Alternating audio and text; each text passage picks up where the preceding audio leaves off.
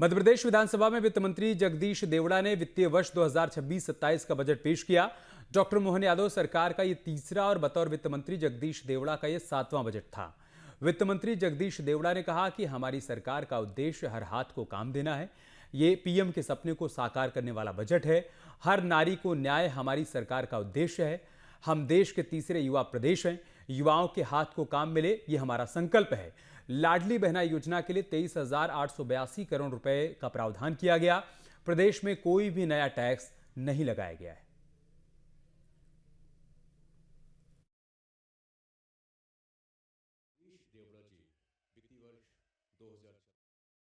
गर्व है कि हमारा प्रदेश दाल उत्पादन में प्रथम, गेहूं एवं तिलहन उत्पादन में द्वितीय स्थान रखता है। देश के कुल सोयाबीन उत्पादन का लगभग 35% हमारे प्रदेश में उत्पादित होता है। हमारा प्रदेश देश का तीसरा सबसे बड़ा दुग्ध उत्पादन वाला प्रदेश है। प्रदेश का संतरा, टमाटर, धनिया एवं लहसुन उत्पादन में देश में प्रथम स्थान, सब्जियों एवं फूल उत्पादन में देश में दूसरा स्थान है। मुझे सदन को अवगत कराते हुए प्रसन्नता है कि 2026 का वर्ष किसान कल्याण वर्ष के रूप में कृषि एवं किसानों के समग्र कल्याण के लिए समर्पित रहेगा। हमें पूरा विश्वास है कि सदन के मार्गदर्शन व प्रदेश की जनता की भागीदारी से हमारा प्रदेश अमृत काल में माननीय प्रधानमंत्री श्री नरेंद्र मोदी जी के सपनों का विकसित भारत बनाने में उल्लेखनीय योगदान के साथ साथ अपना सर्वोत्तम स्वरूप भी प्राप्त करेगा। महोदय, हमारा प्रदेश क्षेत्रफल के मान से भारत का दूसरा तथा जनसंख्या के मान से 5वां सबसे बड़ा राज्य है। प्रदेश का सौभाग्य है कि प्रदेश में 15 से 59 वर्ष आयु का कार्यशील वर्ग कुल जनसंख्या का लगभग 62% है।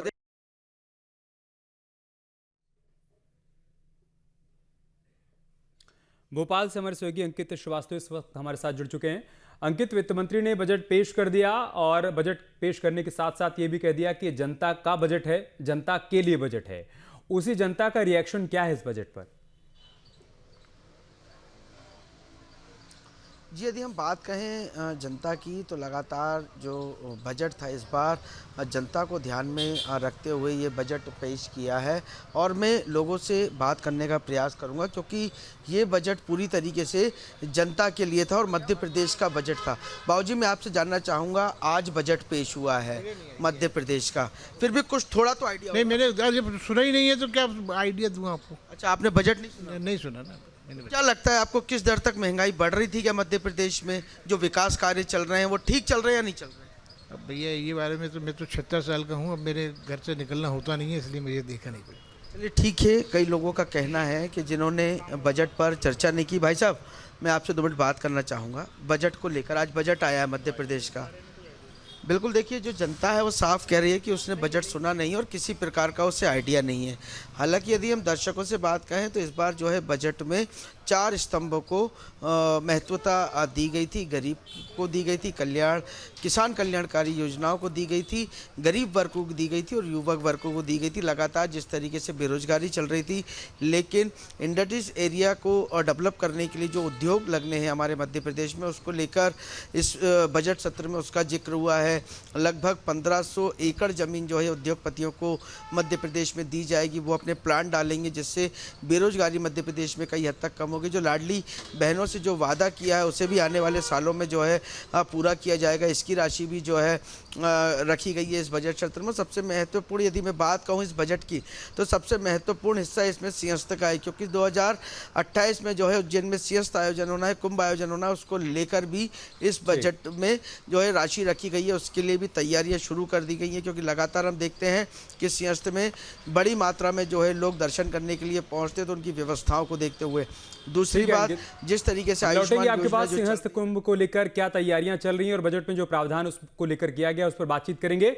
लेकिन सहयोगी अतुल ने वित्त मंत्री से बातचीत की है। बजट पेश करने के बाद वित्त मंत्री ने न्यूज 8 से खास बातचीत की है। क्या कहा उन्होंने, वो देख लेते हैं पहले। कार का नया कर नहीं लगाया गया। कोई नया कर नहीं, न कोई कर। मध्य प्रदेश का बजट आ चुका है और वित्त मंत्री जगदीश देवड़ा साथ हमारे साथ मौजूद, हम सीधे बात करते हैं। सर, जिस तरीके से बात की जा रही थी, एक बेहतर बजट आने जा रहा है, पूरी कोशिश सरकार की तरफ से की गई कि हर तबके के लिए किया जा सके। अब चूंकि बजट आ चुका है, तमाम तरीके की बातें सामने निकल के आ रही हैं। बजट को लेकर के मध्य प्रदेश की जनता के मन में जो विश्वास था, उस विश्वास पर मध्य प्रदेश की सरकार खरी उतरी है और मुझे लगता है कि जो आशाएं उन्होंने लगाई थी, उन आशाओं को हमने पूरा किया है। सर, खास बात यह रही कि प्रधानमंत्री नरेंद्र मोदी लगातार ज्ञान की बात कर रहे थे, आप भी जिक्र लगातार ज्ञान का करते आ रहे हैं। तमाम तबकों को लेकर क्या वाकई जिस तरह के बजट में प्रावधान किया गया है, एक राहत की बात हम समझ के चले? आपने देखा है बजट के आंकड़े सारे, जब मैंने हाउस में भी जब बजट पढ़ रहा था तब भी मैंने आंकड़े बताए हैं कि कितना कितना किस किस योजना के लिए दिया है, सिंचाई के लिए कितना दिया है, कुल मिलाकर के एग्रीकल्चर के लिए कितना किया है, गरीब कल्याण लाडली बहना के लिए कितना किया है, लाडली लक्ष्मी योजना के लिए कितना किया है। जितनी भी योजनाएं सरकार की चल रही है, पर्याप्त बजट का आवंटन हमने किया। और एक प्रयोग हमने ये किया है कि रोलिंग बजट हमने शुरू किया है। आने वाले 26-27 का जो बजट पेश किया, पर आने वाले जो वर्ष हैं 27, 28, 29, हमने ये जैसा कि मोदी जी का संकल्प है 2047 का, कि 2047 में हमारा देश आज़ादी के 100 वर्ष पूरे करेगा, तो हमारा देश कैसा होगा, इसी बात को ध्यान में रखते हुए हमने भी ये प्रयास किया है कि आने वाले रोलिंग बजट के हिसाब से आने वाले प्रदेश में हम क्या करने वाले हैं। तो वित्त मंत्री जगदीश देवड़ा साहब थे, स्पष्ट तौर पर उनका कहना है कि मध्य प्रदेश का जो बजट है तमाम तबकों को ध्यान में रख के बनाया गया है, सभी वर्गों के लिए राहत दी गई है। युवा हो, महिला हो या गरीब कल्याण के लिए लगातार ये बजट काम करता हुआ दिखाई देगा। सहयोगी आशु के साथ अतुल शर्मा, न्यूज स्टेट, भोपाल। सहयोगी आशु। तो भविष्य के भारत और भविष्य के मध्य प्रदेश को ध्यान में रखते हुए बजट तैयार किया गया। इसे जनता के लिए बनाया गया है, जनता को समर्पित किया गया है। सर्वस्पर्शी बजट है। हमने सभी सेक्टर के लोगों से बातचीत कर, संवाद स्थापित कर इस बजट को बनाया और उसे प्रस्तुत किया है और उम्मीद करते हैं कि मध्य प्रदेश की जनता का इस पर समर्थन मिलेगा। इन तमाम बातों का जिक्र वित्त मंत्री की तरफ से किया गया। उन्होंने बताया कि प्रधानमंत्री मोदी का जो सपना है कि 2047 में जब भारत अपनी आज़ादी के 100 वर्ष मना रहा होगा तो भारत एक विकसित देश होगा, उसी क्रम में मध्य प्रदेश भी विकसित मध्य प्रदेश बन पाए, इस बात को ध्यान में रखते हुए इस बजट को हमने तैयार किया है। आपके मोबाइल पर तुरंत आएगी ब्रेकिंग न्यूज, स्क्रीन पर सबसे पहले दिखेगी बड़ी खबर, देश दुनिया की हर खबर एक जगह। अब आपके मोबाइल पर तुरंत फटाफट इंस्टॉल कीजिए न्यूज नेशन ऐप और रखिए खुद को अपडेट।